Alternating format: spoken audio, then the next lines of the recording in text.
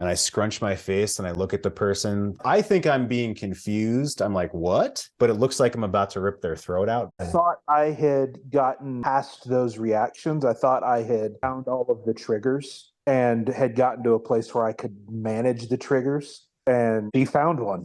For me, my old go-to is anger. Like my family always wore their feelings on their sleeve kind of thing, which usually they'll just say some bullshit off the cuff, right? Mine was anger, where it's like this energy just rushes up the back of my head and over my scalp and kind of comes over my face. And I scrunch my face and I look at the person. I think I'm being confused. I'm like, what? But it looks like I'm about to rip their throat out, basically. Then the next thing I would do is usually like take a step forward or lean in. So I don't want to do that anymore. And I've been doing this for a long time. That's back when I was basically in my teens and 20s. 5 years ago, I sit down with the principal of my kid's school and the head psychologist for the district. And I'd met them many, many, many times. I won't go into my kiddos' stuff. But the psychologist and the principal are chatting, and I'm there kind of waiting at the little table, you know. I think I had this little chair as well. I'm in the fucking emasculation chair, you know. The principal looks across the table and she goes, "Does your son always treat women like this?" Basically, I just kind of looked down at the table, and that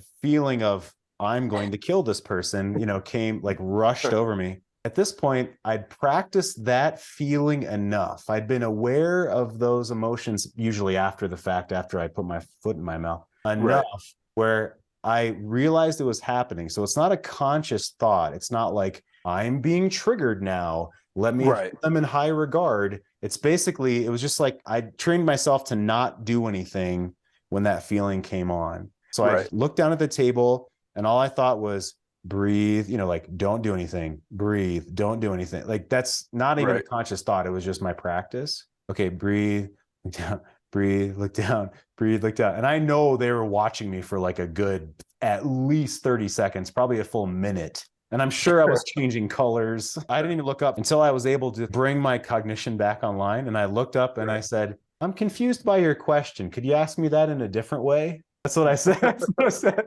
But I went through like Dante's Inferno for 60 seconds to get there. Please have some compassion for yourself. And the key to me is recognizing what that feeling is, or that tearing feeling, or that overwhelmed, like your face gets hot. That's what we have to be aware of and recognize. Breathe ourselves through it and don't say anything. So now I can feel maybe pressure in my head, or I can feel like, oh, this is making me angry without all that other. It gets better and better, but please have some compassion for yourself. And hey, man, you know, high five yourself for the mile markers that you can control, but that never means that the journey's done, right? I still do my work. I still do my morning kingly plan. I still read, I still journal. I still work out. I still use the 24/7. So all these things that I teach, I still practice. I'm just a lot better at them than I was 15 years ago.